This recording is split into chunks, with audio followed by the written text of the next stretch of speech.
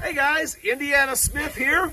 We're back at the Sulphur River, and this is my 2020 Texas History 7th grade class. And all together now, welcome to my YouTube channel. All right, we're going to go down and see what we can find today. You guys ready? Yeah. All right, let's go for it.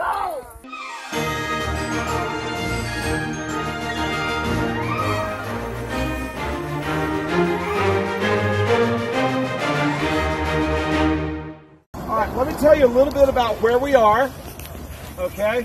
And then we're going to head downstream this way in just a minute. Now, what you have to understand about this river, guys, this was once a little typical winding East Texas creek that snaked back and forth all over this bottom. It carried a lot more water than it could hold in the spring, and it would get out of its banks and flood from hill to hill. So in 1928, 92 years ago, they hired the Corps of Engineers to come in, and they dredged a channel, okay? The original channel that they dredged was 20 feet wide and 10 feet deep, but it was perfectly straight. And over time, erosion has made it bigger and bigger and bigger, and so today, from bank to bank across the top, it's 100 yards, and down here at the bottom, it's about 30 to 35 feet deep. Deeper in some places, shallower in others. But all of this has been done by erosion, and erosion's what's exposed all the fossils and other things that we find down here. So keep your eyes on the gravel. That's where the stuff washes up. In a minute, we're going to cross to that side and go down, and on the other side of this water hole, there's several miles of big gravel bars we can look at. If you find something, come up and show me what it is, and I'll tell you what you've got. All right, let's go. Okay, well, we're down here in the river, and I mean, there have been a ton of people here.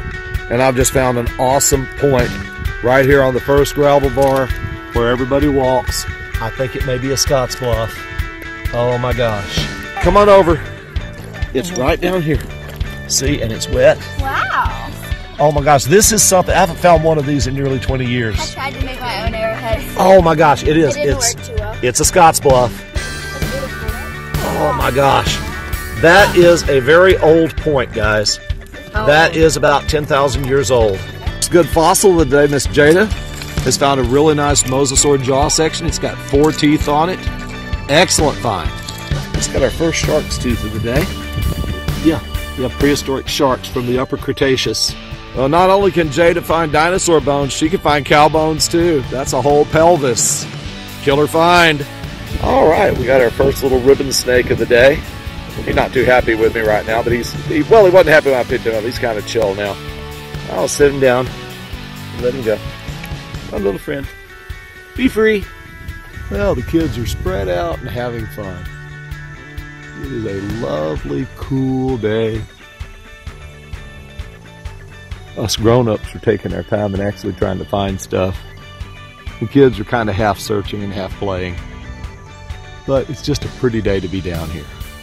It's kind of a drizzly, drippy day down here on the river. Of course, the nice thing is all of the gravel is really washed and stuff is shiny, but I think the kids are starting to get a little discouraged because it's so wet. But we haven't found a ton of stuff, but we found some nice things. So it's been a good day, and we'll just have to kind of see how things go from here.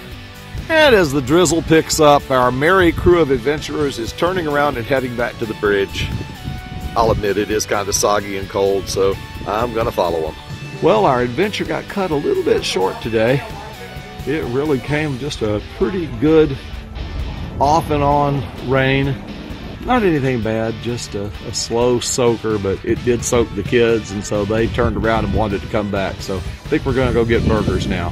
Here is the best part of the field trip. Burgers at Brahms. Good end to a good day. So Jolie brought in a few things that she found in the river. We have a cow vertebrae. Ooh, that's a lower mandible from a pig. Let's not put that on the table where people eat, though. And we got a calcite crystal, piece of quartz, and a broken tip of a point. Nice. This is a replica of a Roman short sword. Okay, they're called a gladius. It's not a long blade, okay? From the tip to the hilt, it's about 18 inches, sometimes 2 feet, never more. And this was primarily designed as a thrusting sword, okay? It's not one for swashbuckling, fencing matches, but it was kept sharp at the edges and mainly at the tip, and it was used. They would raise their shield, and they would advance like this, and they would push their shield against the enemy and thrust over and down. I easily could, Charlie, so don't give me any ideas. Now, as the formation broke up, the men might be compelled to duel individually, but the Romans fought best when they fought as a unit, so they would have that shield up, they'd be pushing and thrusting over with the sword, and pushing and thrusting over with the sword, and the idea was to run the soldier through, okay?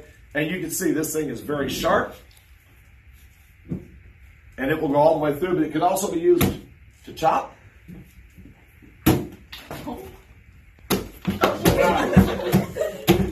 Okay, very effective weapon.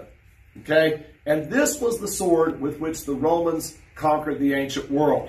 It was one of the most effective weapons ever devised, and they raised the use of it to a level of mastery that really you don't see with any other troops, and that's how the Roman Empire was able to stretch from London to Libya.